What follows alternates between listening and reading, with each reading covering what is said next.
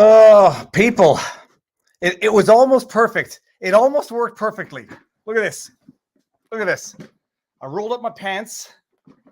I was in the water, and I brought a rubber bag. I brought a plastic bag.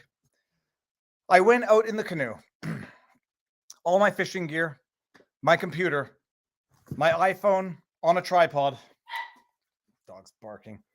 It wasn't going to work, at least not today. My wife took some funny video of me trying to get out onto the water. Probably going to share that exclusively on Locals. It turned out to be a little too windy. I was getting a little more water in the canoe than I was anticipating. The bag does nothing, but we have to talk about stuff today anyhow. So there's no way. I wanted to go fishing, but I think it's going to be too windy for fishing. It's too windy for fishing anyhow. It would have been beautiful, and I had it all played out in my mind. I would be canoeing, paddling, everyone would be watching, and it would be beautiful. I would cast out. I would catch my first pike of the season. It's not going to happen. It's not going to happen today. But we're going to do this. We're going to call it Fish in Law. And it's going to happen. We're going to talk law, and I'm going to fish, and I'm going to catch a fish. I made it out like 34, 35 feet, and then the wind just blew me right around. I was like, it's not going to happen. Okay. What's the good word, people? We don't have a long time tonight for a live stream. I'm going to try to sneak a jog in after this, before the barbecue dinner, because it's Mother's Day weekend, and to come down to my mother-in-law's place, see the studio. Over here to my right is my brother-in-law with La Chaufferie as a shirt. He looks a lot like Vincent van Gogh. Over here to my other side, that's my mother right there. My mother-in-law is painting my mother. There's nothing weird about it. It's totally normal. Yeah, so that's it. I had a dream, I had a vision that we would have been on the canoe talking exactly what we're going to talk right now. I'd catch a monster pike. You would see the joy of fishing. I would unhook it, release it into nature. Or if it were mortally wounded, we would have it for dinner. But just here, just now. Okay, so speaking of fishing, Heart Tackle. I called UPS, or at least I emailed the person from UPS and gave them, or asked them if I could give an alternative shipping address. I want to see those. I want to see those lures. And thank you very much, by the way, in advance. And GB Kingdom says, I can't wait for my kayak to come in and get some peaceful time in the Augusta Canal. Great stuff, David. Thank you very much, GB. I think a kayak would have been better. It would have been lower profile on the water, and it wouldn't have been so susceptible to the wind. But I had my computer and my iPhone and a life jacket, everybody. So I thought the canoe would have been a better base for the tripod, for the computer in a plastic bag, but no, not going to happen. Okay, so another thing. How is the audio? How's the video? It looks good. Beautiful. Yeah, no. My mother-in-law is exquisitely talented. She's exquisitely talented. Tonight, I'm going live with Nate Brody. I think it's going to be at 9 o'clock. For those of you who are fed up with the Amber Heard Johnny Depp trial, you might not want to tune in. For those of you who are not, because Nate has been doing his homework. And I think this evening, it's going to be a compare, contrast, and react to Amber Heard's testimony under oath in her deposition compared to her testimony under oath at trial over the last 2 days. And spoiler alert, it's not exactly consistent. But that's not what we have on today. We've actually got, I'm covering one idiotic, the dog's in here? Okay, dog's in the room. Covering two idiotic Johnny Depp, Amber Heard related incidents, one legitimate legal issue coming out of Canada, and whatever else I had on my Twitter feed that I wanted to cover today. Get over here. Oh, Winston might get that haircut everybody's been hankering for, because he found his way into the burr patch. Yeah. Thank you. What else do you have to say? I see. Thank you. Yes. Okay. Get out of here. Oh, he found his way into some burrs, and it's very, very difficult to get them out. So we might have to trim some of the hair. Okay. We've talked about it for a while. You know, trials should be public. Public trials are, typically they are the rule and not the exception, except federal courts in the United States. They don't televise their trials. They're public in a sense in that the public can attend, but they're not televised. They're not subject to the same scrutiny as we are now seeing televised trials are subject to. The amazing thing is, it was the Rittenhouse trial that really highlighted to the world the value, the importance of real-time scrutiny of millions of eyes. The OJ trial was live broadcast, but it was it wasn't interactive. I mean, that's the thing. The live broadcast trials today, given the internet, they're interactive. And when you get the maximum, I'm going to get there as the punchline to this. When they are interactive, you can harness the aggregate knowledge of the interwebs, the aggregate knowledge of the world in real time for an actual useful purpose. In Rittenhouse, I think we know for a fact that some of the aggregate, what's the word I'm looking for, pontifications of the interwebs was making its way down to the legal team. I think we know that as a matter of fact. Okay, hold on. Viva prefers scales of justice more than weighing fish. Sus, very sus law, man. We saw in real time with Rittenhouse the value of live televising trials because it's interactive and you tap into what do they call it? Crowdsourcing knowledge in real time. And lots of the public commentary, meaningful commentary, got through in real time in the context of the Rittenhouse trial. Compare that to the Ghislaine Maxwell trial, a trial which was, they had reporters there, so you can't say it wasn't accessible to the public, but it wasn't being live broadcast. You couldn't video, you couldn't take pictures from within the courtroom. All you have are those let's call them crappy, those courtroom watercolor paintings, and you don't get useful information out of it. So that is, you get the information afterwards. Half of it was redacted, even though it was supposed to be public. Documents redacted, witnesses' names covered up. There's obviously good reasons for that, but when things are public and subject to scrutiny, the aggregate knowledge of the interwebs really, really find things that on any given day, even the smartest individual on earth would never be able to find. One of which was remarked in the Amber Heard trial. I'm going to take credit for noticing one of them, which I'm going to get to in a bit, but I remember this, and I remember saying, oh, she's rolling up her sleeves, and then I think I might have even made a comment like she was getting ready for work. And I think I did. I'm going to have to go back to the stream and see, but what am I doing here? There is now a video, and I'm calling it the SNIFFS round the world. And I mean, I've never trended on a hashtag, but hashtag the SNIFFS round the world. The scrutinizing eyes of the internet remarked on something unique, peculiar, and okay, hold on. I did say that. Hold on, I'm going to share this. I'm sure I said something along those lines because I remember how my brain works, but I don't have actual memories anymore. She was rolling up her sleeves and I was like, getting ready to go to work. I think, maybe wrong. That I was so close and yet so far away, to quote John Bon Jovi. Check this out, people. Cernovich says, I have questions. This video, appreciate this also. Where's my camera? Here's the camera. Appreciate this. This video has 7.5 million views on Twitter alone. Cernovich says, I have questions. As do we all. And how do I get the audio? The audio will not be the important thing about this, but I mean, I think we've all seen this, but some of us are not on Twitter. Some of the YouTubers are not on Twitter. Check this out. See if you have the same questions that Cernovich has after watching this. Is my audio not on here? Okay, the audio's minimal. Looks down.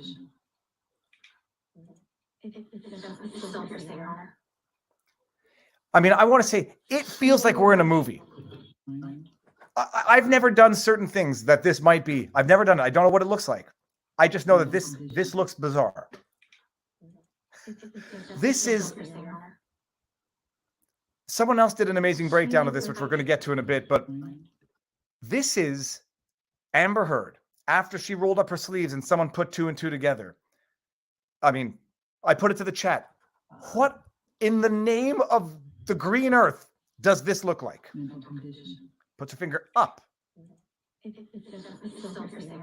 I mean, the thing is this. The obvious suspicion of what this might be is so over the top to be like, again, this is not to make fun of addiction. This is not to make fun of people's problems. No, but the sheer audacity, the sheer brazenness. Don't you get brazen with me, Amber Heard, to actually, if you did do what it looks like you did do on the stand, and for whatever the reason, for whatever the compulsion, you in fact did this and didn't think anyone would notice, that's brazen. That's brazen. But, you know, but for the aggregate knowledge of the internet and the eyes that are watching this trial, scrutinizing it, you think a reporter would have known this or noticed this if this weren't being broadcast? And even if they did and they couldn't record it, you think anyone would believe this? It literally can't get more suspicious than what we're seeing here in this video. Looks to one side, looks down, focusing on something quite intently, puts it up, takes a sniff, sniff. It's like straight out of the movies. The sniff heard round the world. But for the, I mean, maybe you're going to get people like, you know, seeing things. So maybe scrutinizing eyes are not always good because people can see things that aren't there. But what does everyone watching this think is going on there? Someone else I had noticed had an amazing breakdown of what they thought was going on. Where is it? Oh, I hope I, you know what? Hold on. I'm going to have to go find this because someone else had a great theory as to what might have happened here. Let me just go. Eric Hunley. It's not his. That's not how you spell Hunley in any event. So that's what we saw. What is it? I mean, it could be one of 2 things. Or it could be one of 3 things. Nothing. That's how she picks her nose. It could be what we think it is. Or it could be, you know, something to make her tear up and cry, which is also possible. I'm sure Eric Hunley had this person who did a TikTok breakdown of it. Oh, son of a gun. Well, someone had a TikTok breakdown of this, and it wasn't outlandish in that it looked like they said she didn't take the tissue. She didn't take the tissue from the tissue box because the tissue box hadn't changed. And when she came up to her testimony, oh, I wish I could find it. When she came up to testify,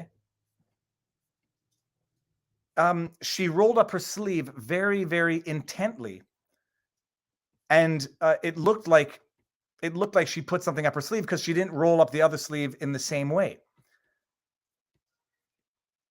And oh, son of a gun, I can't find it. Doesn't matter. But it's ridiculous.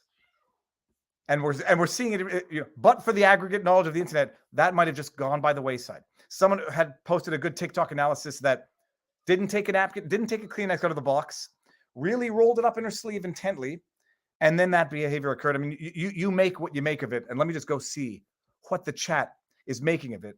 Is it nothing? Who knows? Move on. Yeah, okay, fine. Okay, no. Peruvian marching powder. I don't know what that is, but I think that might be what I think it is. No, if you are to cry, you would cry. Anything else makes you sneeze. So maybe it was. Anyhow, it's really bizarre. It's really peculiar. It's really quite intriguing.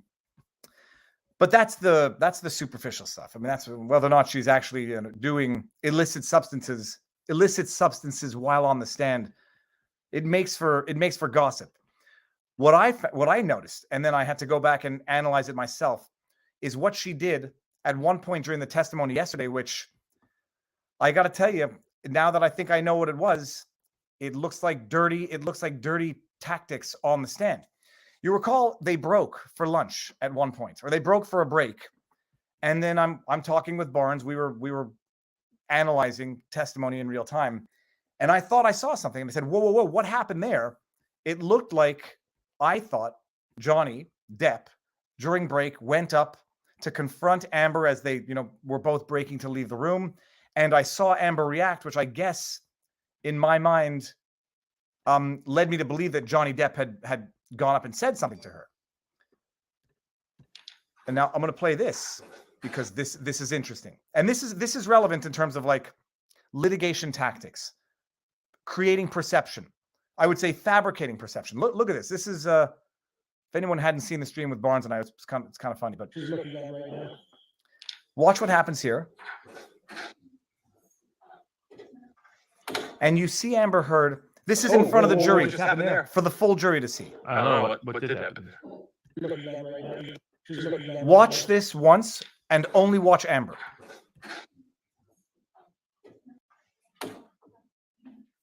Oh, whoa, what just happened there? You see the way Amber, like, she gets up, she goes, and then she steps back like she saw something scary, which, even if Johnny did nothing, might be the case, but you'll come to your own conclusions. Watch it again and only watch Johnny if you can with Amber in the backdrop. This is when I like, being hyper perceptive. Could be a good thing or it could be a bad thing because jury was gone for this. Is that the case? It wasn't in front of the jury. Well, there goes my theory. Are we sure about that?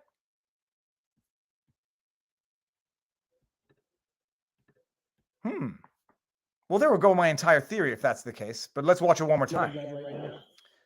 Now, if you watch Johnny, and then okay, well, you know what? I might have to reassess my opinion because what just happened there? If the jury were in fact gone, and then she did that for either the media or nobody, the stubborn part of me would say if she were doing it for the media impression, it could still have the same motivation. But the rational, critical part of me would say if she did that, reacted like that, and there were in fact no jury there to impress on the substance of this, then I would have to reconsider my assessment. Let me go to the chat. Let me go to the chat and see who says, do we know definitively if who cares? Dude, look, we're allowed to talk about other stuff every now and again. He's a bully. The jury leaves before they stand up here.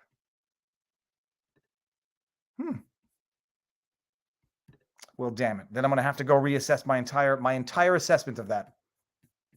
Facts change opinions. Okay. The TV is still watching true, but look, part of my initial formulation was that if this were in fact not a natural reaction, it would have been to sway. If the jury was gone, then I have to reassess because that was one of the facts on which that opinion was predicated. Dude, the security guards tell them to stay apart. It is obvious. Well, no, there's no question they tell them that. The media is the jury. That's fine, but I'm going to go ahead and reassess my own opinion now. Okay, now on to the actual, let's call it more important things or less superficial. I still think there's something to be learned from the Amber Heard, Johnny Depp trial. But hold on. Clout chasing Viva Frei, respect lost puppet. Okay. Everyone is entitled to their opinions. Now, to the case that might be a little bit more interesting. Yeah, I'm gonna go fishing after I do this. I'm not gonna be able to squeeze it in right now. Or I might just go for a jog instead of. I don't think I'm gonna catch a fish because it's a little too windy right now. The jury always leaves. Okay, that's interesting. We need better quality video to gauge it. Yeah, that was a screen grab of the live stream. Jury being gone isn't that important in a room full of people. True. Anyways, I still think it was interesting. We're seeing a lot of stuff here. We're seeing a lot of interesting stuff. And then the only question is, what do you make of it? All right, now, see a dog the dog is actually throwing up. Okay, I'm gonna have to go clean that up afterwards. More meaningful, important stuff. I'm gonna play this because this is also important. Let's do the Canadian. Let's do the Canadian stuff first. Let me get the article. Doug Ford is getting sued. Doug Ford and the Ontario government is getting sued because someone who donated $100 to the convoy. You'll all remember the Ottawa convoy, the protest in Ottawa that was deemed to be unlawful, illegal arbitrarily by the politicians and then by the media in the absence of any actual court order declaring it illegal. The politicians called this protest illegal. Before Justin Trudeau, in my mind, abusively and unconstitutionally invoked the Emergencies Act. And I say unlawfully because it was never warranted in the first place. Before they invoked the Emergencies Act, you will recall that the media had already dubbed this protest unlawful, illegal, an occupation, overthrowing the government. So did Justin Trudeau. So did all of the members of the government. They put so much pressure on GoFundMe that GoFundMe ultimately said, we're freezing this fundraiser and we're giving the money away to another charity because the government says it's illegal. We can't support illegal protests. Public backlash against GoFundMe. They then said, okay, we're going to reimburse it to those who request a reimbursement. Any leftovers, we're going to donate to a charity of our choice. More outrage, and they, GoFundMe ultimately said, we're going to reimburse everybody, period. They do that, and then Give, Send, Go comes in to set up a campaign so they can continue to raise funds for this not-for-profit, which is a federally incorporated not-for-profit. And then the government says, starts putting pressure on GoFundMe. The government goes to court, for those of you who don't recall this, and gets an ex parte freezing seizure type. It's called a seizure of offense-related property. They get the government to say, anybody who raises money for this, if it goes into their accounts, they can't disperse these funds for the purpose of supporting this protest because they argued that the protest was committing mischief and that therefore the funds were offense-related property, the funds being monies, being property used to commit the offense of mischief. And they got a court order basically declaring that none of the funds could be dispersed for the purposes of this protest. Give, Send, Go, who had $10 million in their accounts for the purposes of this fundraiser in the United States, said, well, we're going to keep it in the States. We're not subject to your jurisdiction. We can't disperse this because the second we do, it becomes seizable in the bank accounts of whomever we give it to. By this time, also, the government had seized $1.4 million that was in a TD account that had already been transferred and a ton in crypto. Before the government invoked the Emergencies Act, people were donating not to GoFundMe anymore, but to Give, Send, Go. Then there was the leak. There was that alleged activist hacker who allegedly hacked and then leaked, I think it was 80,000 donor names, amounts, postal codes, no credit card numbers, but they hacked and leaked the identifiable information on 80 some odd thousand donors. Well, one person who was hacked and who had their identity leaked had donated anonymously before the government invoked the Emergencies Act, donated $100. This woman worked for the Ford campaign, donated anonymously under an acronym, MR, from what I recall. And then once her identity became known, because her address was among those leaked it's an illegal hack. I mean, we have to appreciate that the names were obtained via an unlawful, illegal hack. And then whether or not the government can even use these poison fruits or the fruits of the poison tree or whatever the expression is, whether or not the government can even use this for any purposes whatsoever, using the fruits of ill-gotten gains to do whatever they did. This woman gets fired by the Ford campaign for donating $100 anonymously to the campaign. And now she's suing.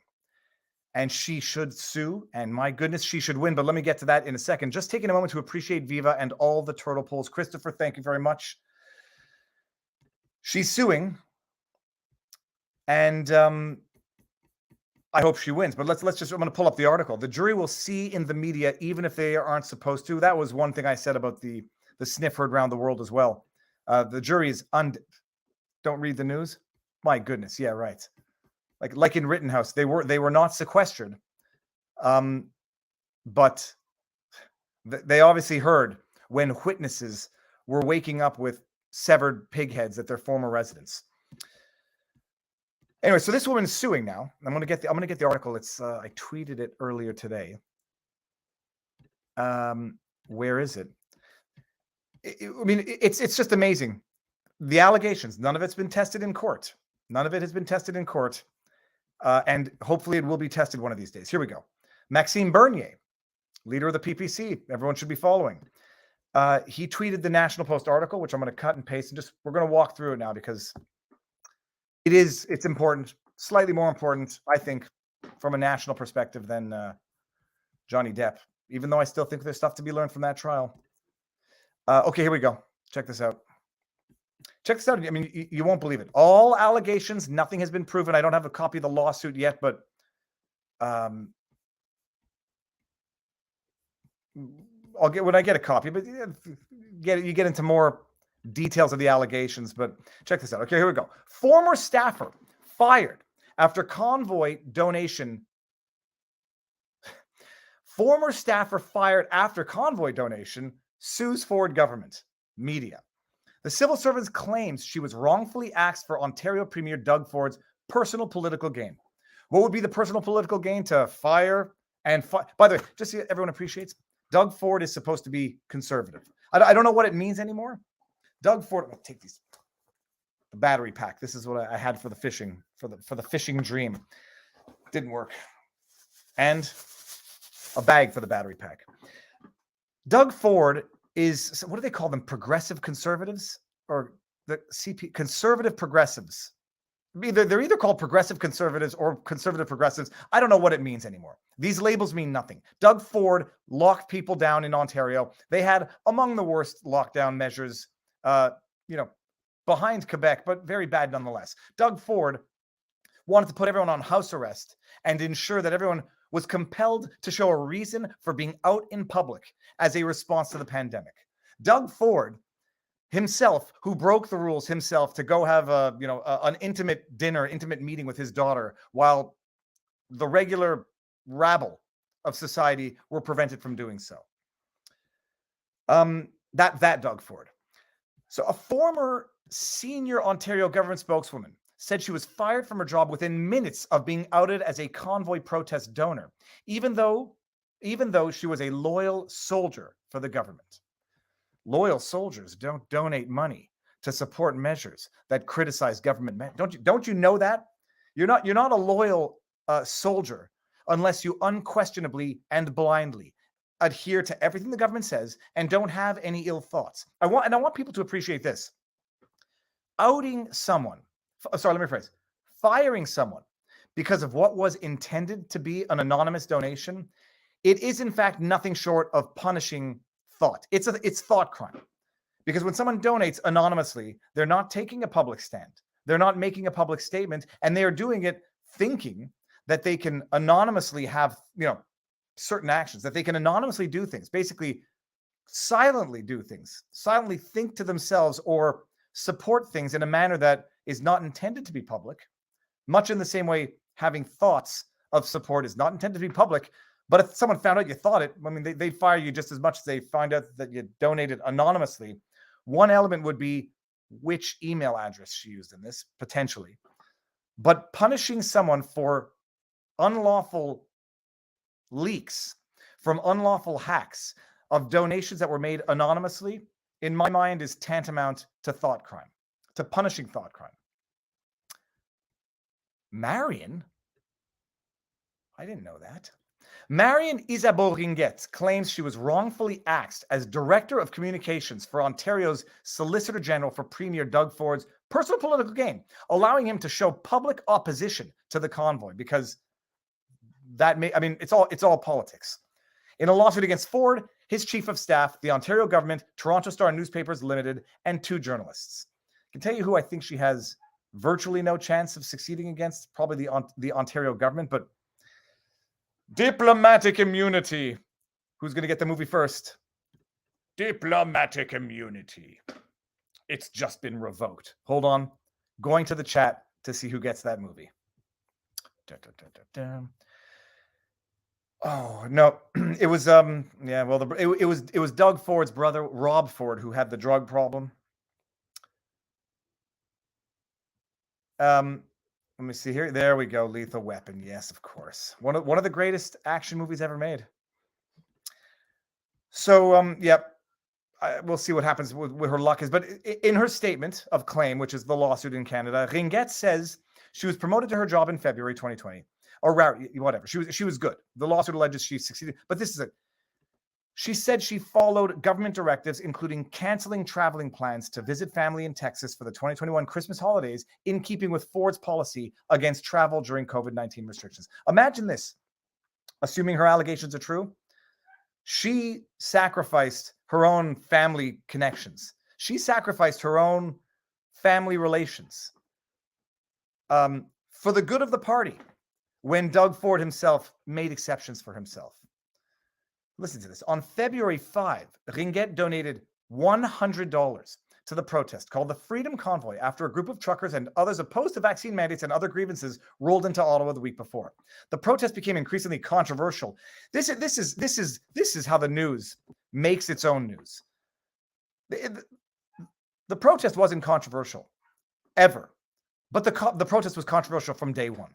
The protest was never controversial because, on the one hand, leading up to it, the media denied its existence from the get-go. I mean, for anybody who was following me during my awakening to that protest, half of Canada didn't even know that it was coming, and then the other half was being told it's nothing. CBC was out there saying it's a nothing protest. It's a couple hundred trucks, and they're protesting road conditions. Oh, and then they had to admit, no, they're not protesting road conditions. That's a separate protest. That's a separate convoy in British Columbia. This is a bigger thing. It was never controversial because the media denied its existence up until day one. And it was never controversial, except the media made it controversial from day one by picking two conveniently timed photographs of someone carrying a Yahtzee flag and someone carrying a Confederate flag at a protest in Canada opposing vaccine mandates. Go figure. And then the media made it controversial. The media made it controversial so they can then say afterwards, it was a controversial protest. It's the wrap-up smear that Nancy Pelosi describes. The media creates the story, runs with the story, repeats the story, and then says that the story that they created is a story. Her lawsuit says her donation was made when there was no government policy against the protests, because it's an important thing. Up until the Emergencies Act, all that anybody was doing, up until the Emergencies Act invocation, all that anybody who donated to that campaign was doing was donating to a federally incorporated not-for-profit that had not broken any laws or that had any court orders outlawing the specific activity of what the convoy was raising money for, which, as far as I'm concerned, was just compensating truckers and farmers for the damages they sustained over the last 2 years. She donated when there was no government policy against the protest, and a day before the city of Ottawa declared a state of emergency. Because you'll recall also, I think Ottawa declared a state of emergency before Justin Trudeau invoked the Emergencies Act. So you have two timelines here. This woman donated $100 before any of it to a federally incorporated not-for-profit that was not prohibited from doing what it was doing by any court order. The injunction that the city got and the injunction that that plaintiff got was against horn honking and other specific activity, but not against the convoy itself and not against donating to the convoy, and it didn't do anything to outlaw the protests at large. The province didn't take a position on the convoy protest until February 10, making her private donation legal and not against government policy, according to her claim. Interesting argument. And this is where we get interesting. Ms. Ringuette had every expectation that her donation would be private and confidential, her suit says. I think most people would agree to that. Give Send Go began hosting the protest fundraiser after it was banned. In fact, Give Send Go began hosting the protests fundraising after it was banned from the more mainstream site GoFundMe. It wasn't banned. I mean, they shut down the account and decided to reimburse it, but it wasn't banned. But whatever. Give Send Go site was hacked on February 13. The hack was only openly declared when an activist. The hack was openly declared as an activist attack, and a database of information entered by donors was made publicly available. I love it. It included the information of 92,844 donations totaling more than 8.4 million, such as the name, email address, amount given, postal code, country, ISP address of the donor, and how the payment was made. The leaked data did not include credit card numbers. I got a number of emails, people, asking me if I might have been on that list, but I also publicly declared my donation the day GoFundMe was shut down. So I wasn't worried about being doxxed. I don't work for the government, but yeah, it was. Anyhow, that's it. I mean, it's an illegal hack published to the world. This woman made an anonymous donation, and then she gets fired within minutes by a government to which she had been so loyal. She made more sacrifices than Doug Ford himself. The data unveiled the names behind the donation, some of whom were prominent or had jobs, making their support publicly awkward. Ringuet was one of them. Her donation was made under the initials MR, but the leaked data included a personal email address containing her name. See, this is where I think this specific detail in law is a very material detail, because we've dealt with lawsuits where city employees were fired. I think it was in the Rittenhouse case for making donations, but using their work email address. And then the question is, if you're making an anonymous donation, but you're using your work email address, maybe you thought it would be anonymous, but maybe you're making a mistake in law that could justify such sanctions, assuming that the allegations are true and that MR used her personal email address. And the only reason she was identified was because her name or identification was leaked in the unlawful hack and leak. And she didn't actually even go through her work account for that anonymous donation. In law, if there's any ethics or any morality or any justice, she should win. A journalist made the connection to Ringuet. Do you remember, by the way, people? Do you remember during the protest? Oh my gosh, Lethal Weapon's been up there for the entire time. Sorry, guys. Yeah, I talked about that. I posted a highlight on the Viva Clips, which is all of the highlights. I went over that article. Yeah, it's over. During the protest, I was getting a lot of emails from people saying, "Can you believe I got this email from someone from CT? It might have been CTV, CBC. It doesn't matter who. It's all the same. Emails from reporters saying, "Dear so and so, we noticed that you made a contribution to the that you donated to the Give Send Go campaign. We'd like to ask you a few questions." One of them, and this is an actual email that was confirmed legit. The journalist said, "We note that you," I believe it was law enforcement, or you work. It was basically, "We note that you work for the government. We'd like to ask you some questions." And just so everybody understands what that is, that's basically intimidation. That's basically extortion. That's basically threatening to say, "We have your name. We have your number. We have your email address." Maybe not the number. "We know you work for the government. We just want to talk. And by the way, if you don't talk to us, we'll get you fired." I had multiple people email me saying that this effective tactic was being used against them as well. And I reached out to one of the journalists who reached out to somebody with such email, CBC. And I said, "I donated to the convoy. Would you like to come and ask me some questions?" I mean, I don't have an employer. Don't have sponsors. Not that I think any sponsor I might ever have would care. I think they might be proud of someone who stands up for what he believes in. I don't have an employer. I certainly don't work for the government. Talk to me. I'll give you eloquent, well thought out answers as to why I think it was okay to donate to this particular platform. Why I think what they're standing up for is something that concerns all Canadians, not just the ones who protested. I emailed the very CBC journalist, I think it was, who emailed someone else who forwarded me that email. Never heard back. Go figure. But this woman, by the allegations of the lawsuit, apparently used her own personal email address under an acronym, kept it anonymous, $100, and she got fired. Within minutes, oh, look at these sons of beastings. On February 15, Charles Pinkerton, interim editor of QP Briefing, a publication focusing on Ontario politics, owned by the Toronto Star, called Ringuet on her cell phone. Her claims, allegations have to be proven, but these are not facts that someone's going to lie about because these are verifiable phone records. She didn't answer. He then texted her, but she ignored the text. He then emailed both her work and personal email address, asking her to confirm her job with the government and her donation to the convoy, her claim says. I have no trouble believing any of this because I've seen them do it with my own two eyes from emails forwarded to me from other people. A similar email was sent to the Premier's office. This is, as far as I'm concerned, set aside her claim with the government, her claim against the government. This is tortious interference with third-party contracts. This is, I mean, I say tortious interference with third-party contracts. The Toronto Star, was it the Toronto Star? I guarantee you they received bailout funds. I guarantee you they received bailout money from the federal government. I guarantee you they receive ad money from the federal and provincial government.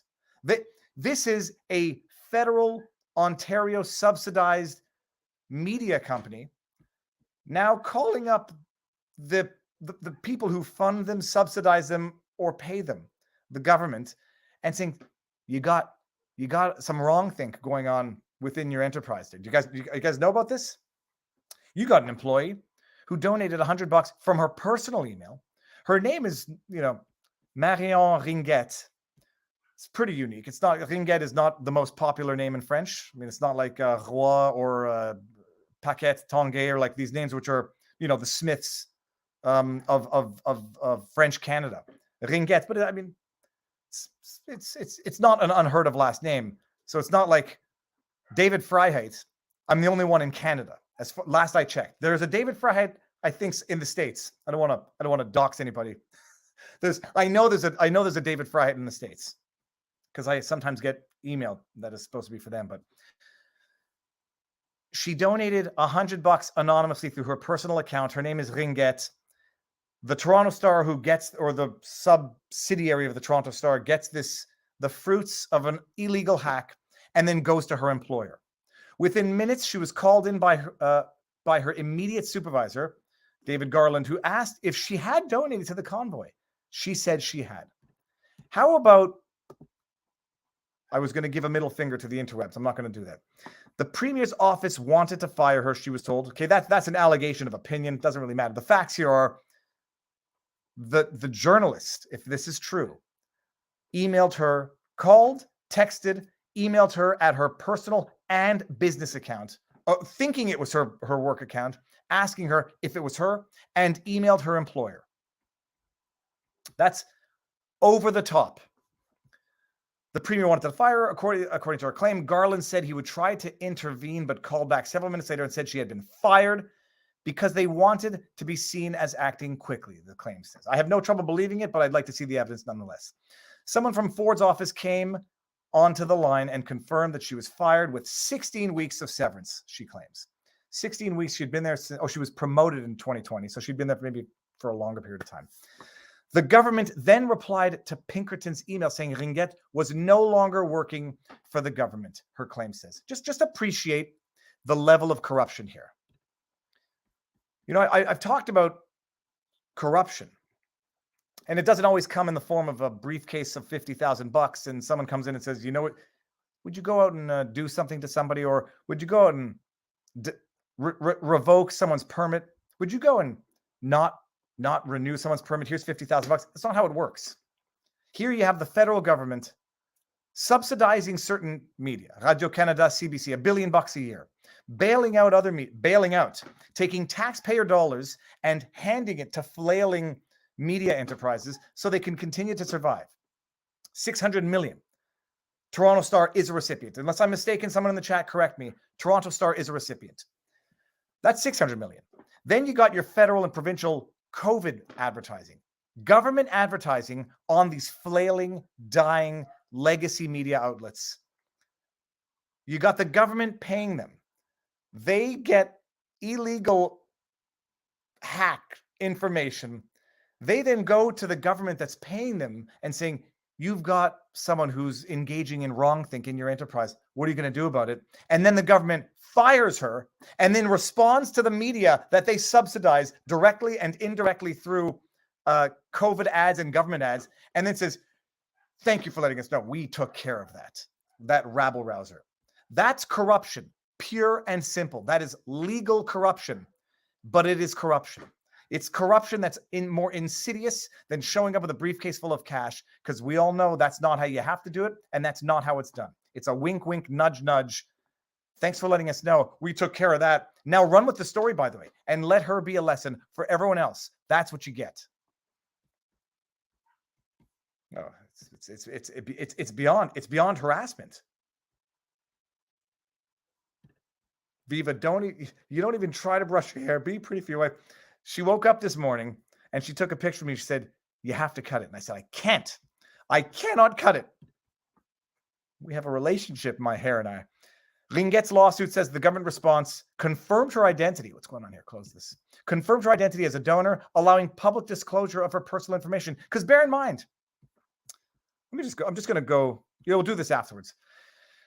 Pinkerton and Andrew Takagi, a reporter at QB Briefing, shared the byline on February 15th story on QBbriefing.com with the headline, "Senior Staffer of Solicitor General Out of Job After Donating to Freedom Convoy." They also co-authored a story repeating the information on ipolitics.ca. Ringuette's suit against the two journalists and their employer claims that they acted in callous disregard is an understatement for her privacy and the damage the politically controversial information would have on her career. Let's see. She's suing $450,000. She'd better get paid. She'd better get paid by somebody. Ringuette seeks $450,000 from the government and its officials for wrongful dismissal, in addition to a joint claim against all defendants for $1.5 million for invasion of privacy, public disclosure of a private fact, damage to reputation, and emotional distress. And this is where, public disclosure of a private fact is sort of akin to defamation when the information is true. They only told true information. So it's not defamation because in Ontario and the rest of Canada, with the exception of Quebec, truth is the ultimate defense to defamation.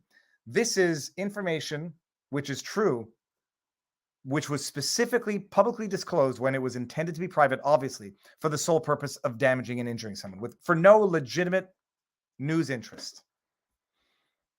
Well, let's see. They respond quickly to the Toronto Star by confirming that she's been fired, but they don't respond quite as quickly to National Post. National Post contacted the Premier's office, yada, yada, yada, but received no replies by press time. Now, I don't know how much time they gave, but they clearly replied to the Toronto Star subsidiary, notifying them that they've taken care of the problem.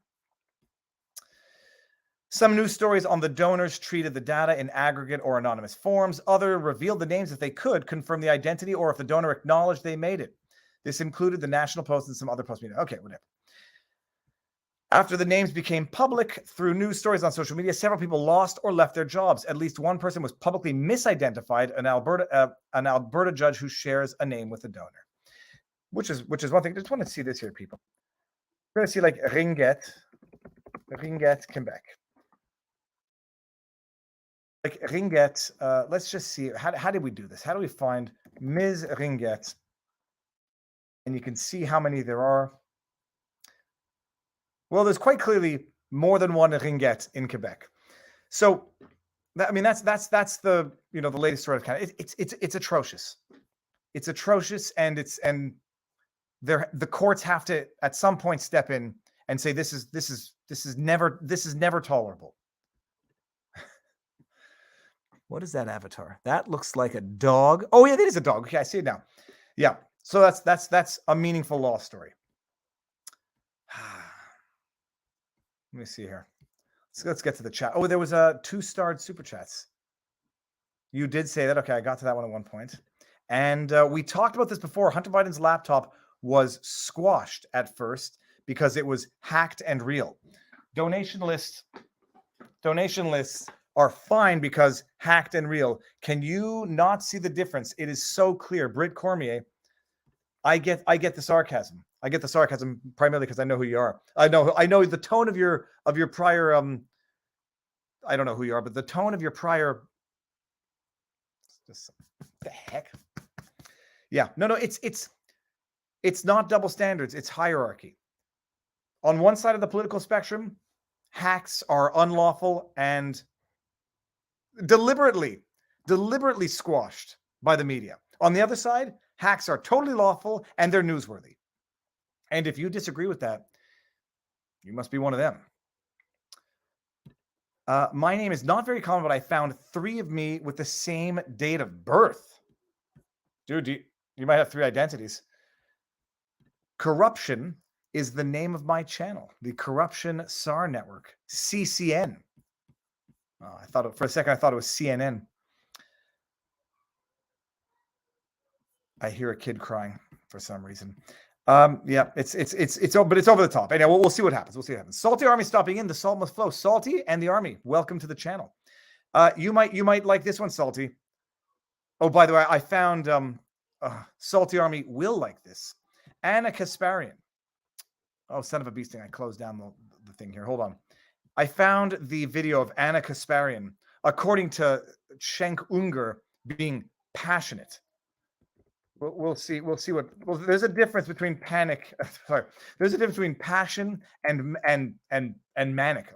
Passion and hysterical, and not hysterical in any gender sense. Hysterics. You got to see this. You got to see this. This is Anna Kasparian freaking out about not the leak of the SCOTUS decision, but about the substance of the leak of the SCOTUS decision. 2,000 Mules, by the way, I haven't seen it because I think it was a live viewing today at noon. Oh geez, where was it? Yeah, Dinesh D'Souza has got his documentary that apparently is not exactly welcome on all platforms. It's on Rumble. I'm definitely going to watch it. I was going to do a live watching, but it didn't work out. Anna Kasparian. We're going to get to that in a second as well. Here we go. What do you want them to do in their kids when they have to go to work? What do you want them to do? What do you want them to do? I want them to answer that freaking question. Answer the question. Journalists, ask them the question. Ask them. Ask them. Isn't it amazing? Ask them the goddamn question. Isn't it amazing that not one Democrat has shown 1% of the passion that Anna has today? They don't care. They're don't fine. care. They're don't fine. care. They're all so old, they don't even have to worry about it affecting them. And if they're young enough where it would affect them, they'll get their abortion. They're going to fly to They're Paris. trading individual stocks, enriching themselves. They're good. They're good. They don't care about you. Make sure you understand that and you feel it in your bones. They don't care about you at all. All of that fundraising, all of that canvassing, all of that hard work on the ground, they can't even get a voting rights bill passed. They're losers. Trusha Briggs writes in, thank you, Anna, for communicating this momentous injustice and the rage we're all feeling today. Yeah, I don't know that counts as communicating, I mean, this is as unhinged, unbreaded as what's his name, Keith Olbermann. At one point, Keith Olbermann, because I don't want anyone mischaracterizing this as being anything based in any form of gender, and there's no confession through projection or me doth think he protests too much. Keith Olbermann went on a similar hysterical tirade. It was so unhinged and it was so detached. I forget what it was about. Chat, what was it about? Keith Olbermann. Bat poop mad. It was bat shit crazy. Olbermann. So this is and just shrieking. I mean, Olbermann was just shrieking at the top of his lungs as though decibel level correlates to rightness. Now, I think we can agree on one thing. They are losers. Politicians are losers. They say what they need to say when they need to say it to get elected. And then by and large, yeah, they go ahead and do whatever's politically convenient while enriching themselves and while purporting to do it for the good of the most vulnerable.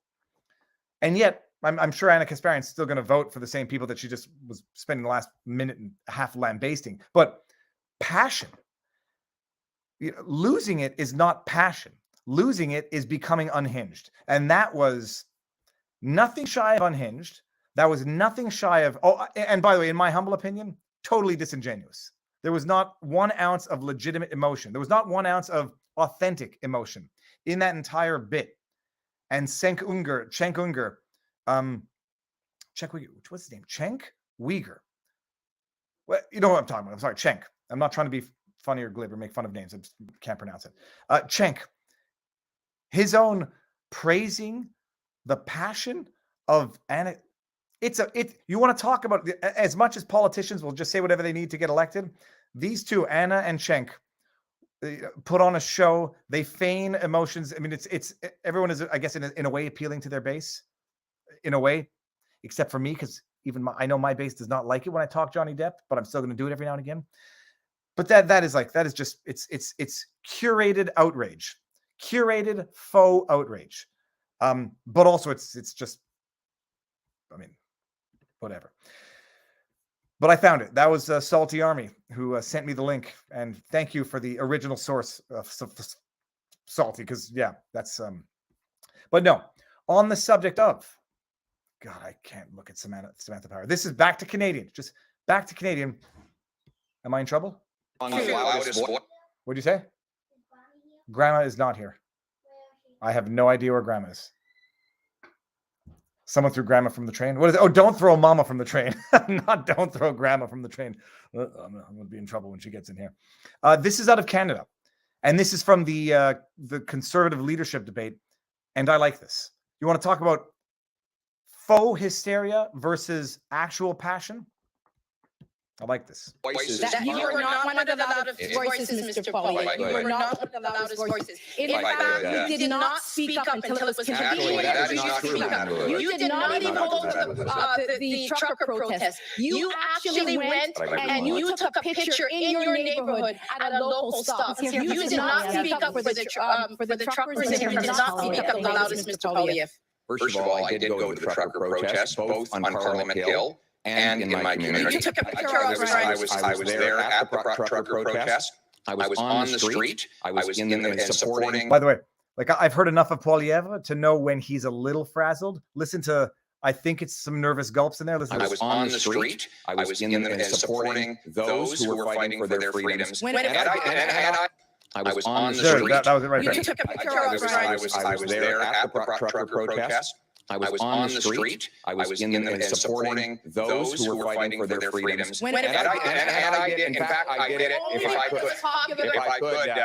could. In fact, I opposed the vaccine mandates as soon. Pierre. So Leslyn Lewis, by the way, I like her. I happen to like. I mean, I don't dislike Pierre Poilievre either. And there's a little bit of truth to what both of them are saying. It was my criticism of Poilievre, for a little while. He was vocal on certain things, but not vocal on others in due time. And I guess you can't really go against the leader of the party. What's up with you? But oh, that's right. He just barfed. Now I have to go see what. Anyhow, Poilievre was vocal. He was better than some. Not as good as he could have been, and I think it's a lot of politicians are now coming out of the woodwork saying, I now support the thing. Poilievre was a little bit ahead of some, not as early as he could have been. Roman Baber, MPP, who's also running for the leadership, he was early. He was defending things that were not popular at the time he was defending them, things that have now become a little bit more popular. Leslyn Lewis, I have to see, I was not as familiar with her prior to this as I was now. Funny thing is, Leslyn, if you're watching, I follow you on Twitter. I've never once gotten a recommendation for any of your tweets. I've followed you for a while now. And I somehow never get a notification for any of your tweets. Never see them on my timeline. We'll see if that increases now that I'm going to try to engage with you on the Twitterverse. But Leslyn, if you want to do an interview like Roman Baber, anytime. So that's what's coming out of Canada. There's one more video, peeps, before my wife comes in here and says it's time for the barbecue. Oh, this. Okay, well, you know what? Okay, I'll do this one because wait until you hear this, people. There was a time. I'm not even going to repeat what Bill Gates said. There was a time when saying what Bill Gates says in this clip would have gotten you into trouble. And just listen to what Bill Gates has to say. It wasn't until early February when I was in a meeting that experts at the foundation said, there's no way, there's been too much travel without diagnosis for us to contain this. And then at that point, we didn't really understand the fatality rate. You know, we didn't understand that it's a fairly low fatality rate and that it's a disease mainly of the elderly, kind of like flu is, although a bit different than that. So that was a pretty scary period, Right. Where the world didn't go on alert, including the United States, nearly as fast as it needed to. It wasn't until early February. I'll just say, like, I have two thoughts to that. I have three thoughts. Hold on. What was my first? Back up. The man belongs in jail. Yeah, it's hyperbolic, people. It's hyperbolic, but you know, even maybe not, because what he's admitting to right now could arguably, if he's saying that we knew certain things, if he's saying that he knew his experts, the experts of the foundation, why does this foundation even have the clout that it has? Why does this man, who I don't think there's any inherent value above and beyond learning how to think, to graduate from university. So when I say that he didn't even graduate from university, it's not to say that it makes him any less of a human. It is to suggest that it makes him less of an authority on a subject which apparently even being a doctor is not good enough for, unless you're the specific type of doctor that the world recognizes and you agree with the narrative. You know, they always say, like, okay, Dr. Malone, he's not an epidemiologist. He's not a virologist. I'm not exactly sure what type of doctor he is, but, you know, forget the fact that he's done research, developed the technology at issue here, at least in part, if not pioneered it. He's not a virologist or an epidemiologist, so his opinion's not important. Oh, you are an epidemiologist and you don't agree with it? Well, then you're a quack. Oh, you're a pediatrician and you happen to think differently? Well, you're not a specialist. This man, Bill Gates, who is not a doctor, not a scientist, not a physician, not a postdoc, doesn't have a master's degree in this. He's not an epidemiologist. He didn't even graduate university, and I say that not to poke a jab.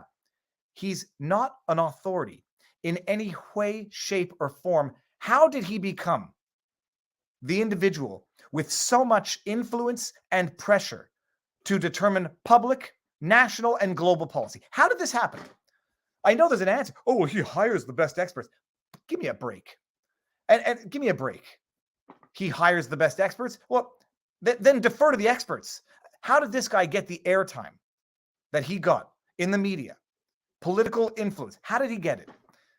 I'll go back to the insidious type of corruption where it's not briefcases under tables. It's a different type of wink, wink, nudge, nudge. You scratch my back, I'll scratch yours. You know, magical Moderna facility being built in Montreal. It's going to be able to produce 100 here.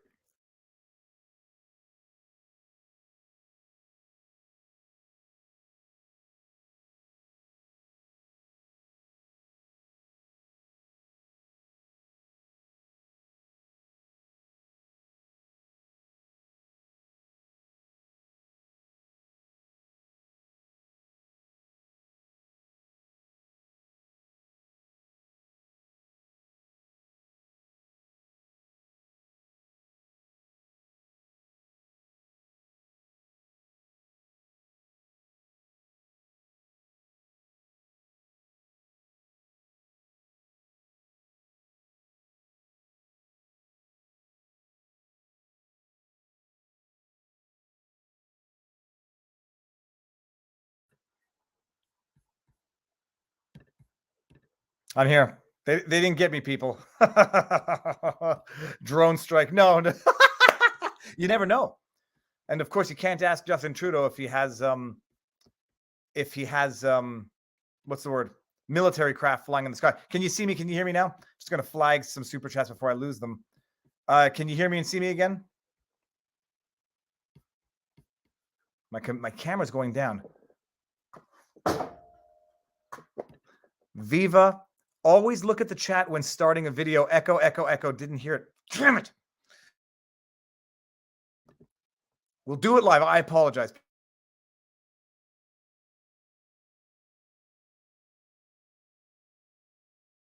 And at that, it wasn't until early February when I was in a meeting that experts at the foundation said, there's no way, you know, this there's been too much travel without diagnosis for us to contain this. And then at that point, we didn't really understand the fatality rate. We didn't understand that it's a fairly low fatality rate and that it's a disease mainly of the elderly, kind of like flu is, although a bit different than that. So that was a pretty scary period, Right. Where the world didn't go on alert, including the United States, nearly as fast as it needed to. It wasn't until early February when I was in a meeting that experts at the foundation. From the mouth of Bill Gates, kind of like something, only a little different. Someone just texted me and said the free stream just froze. Well, I think it's back now. Kind of like something, but a little different. But it's Bill Gates, so he gets to say it. And why does he get to say it? Why does he get to say it? Because he's an expert, a man with no degree in this, no meaningful experience in this. I mean, other than the fact that of what he's been doing in developing nations for years, which might not be the best type of experience that you want to have with this. Smug.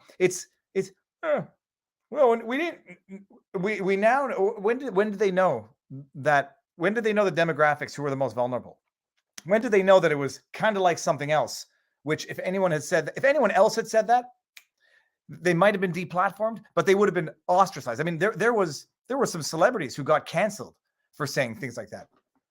It affects old people, and they got canceled.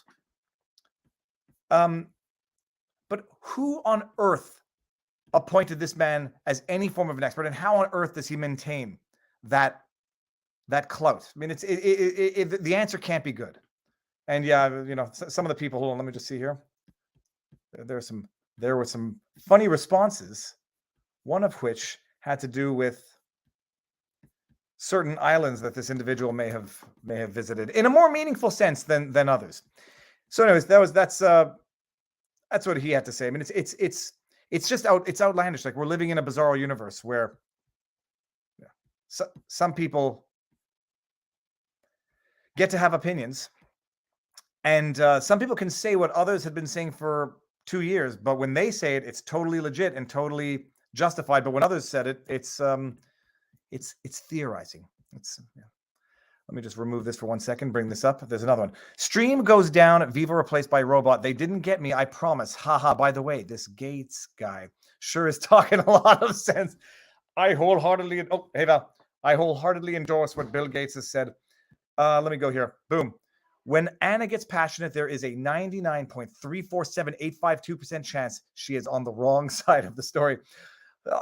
She might be. Well, she's probably on the wrong side of the story on the substance, but on the right side of the story in terms of her assessment of politicians, and especially the politicians she's criticizing. Did you hear about Joe Biden? Oh, I just took down one of this. Did you hear about Joe Biden allegedly pressuring the former president of Ukraine to close down a Ukrainian bank? It seems suspicious. I haven't heard that, but I did hear about that time he pressured a prosecutor to get hard on corruption. If that prosecutor doesn't get hard on corruption, we're going to fire that prosecutor. Viva, why does the foundation even have the clout it has? I give you 3 choices. Well, you know what? You better combine all those and put $6 under item D. No question. $50 super sticker. Thank you very much. Lizzie Von Zamet. I hope you didn't mean to put in a comment with that super chat. Thank you very much. And what do we got here? Also, same comment. I hope you guys. Beautiful horse. Beautiful. Okay, I think so. That's it. That was what we got there. When you have enough money to buy the necessary heads of state, then it is easy opportunity to achieve one's goals. Greed for green.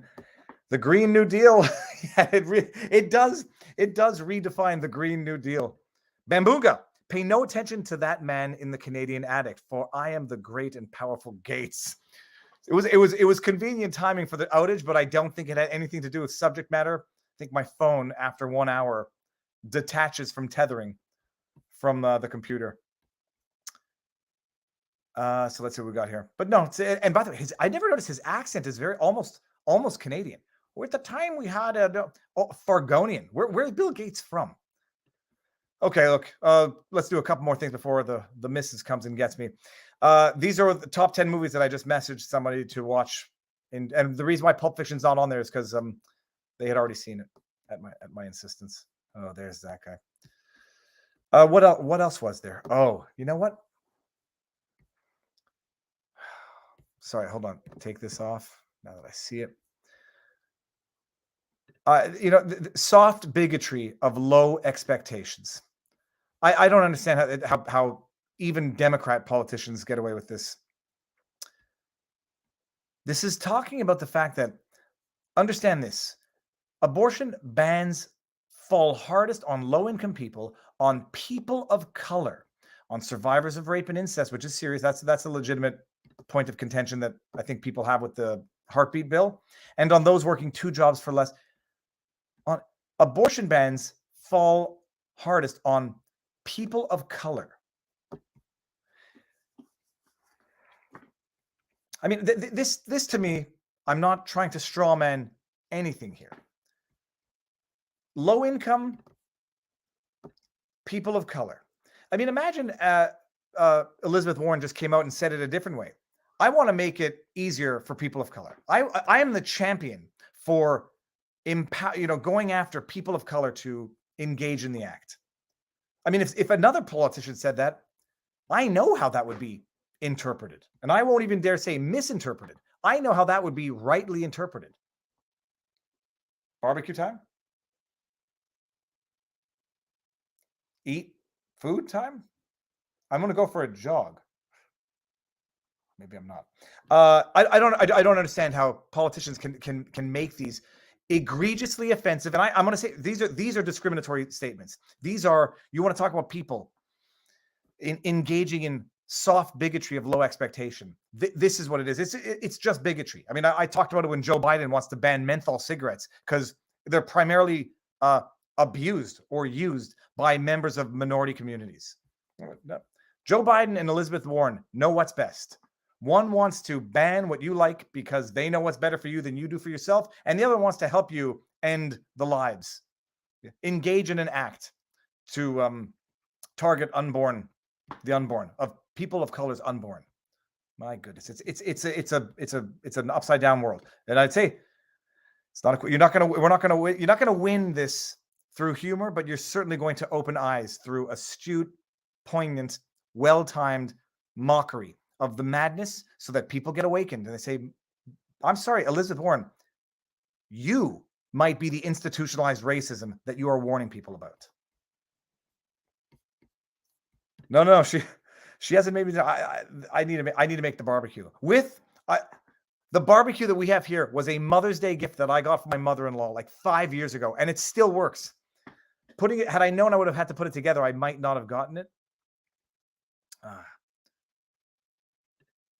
Let's just enjoy the absurdity that is Eric Swalwell.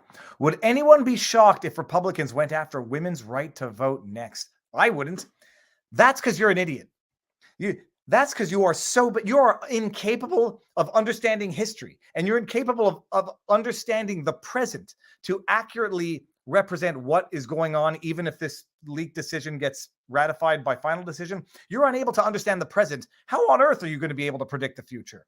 You're worse than a broken clock. A broken clock is right twice a day. Eric Swalwell is the clock that gets 1 second off with every day. Someone in the chat, when's the next time that clock that goes off more by 1 second off a day? When's the next time that clock going to be accurate? Swalwell would be more accurate if he were a broken clock. He's worse than a broken clock. All right.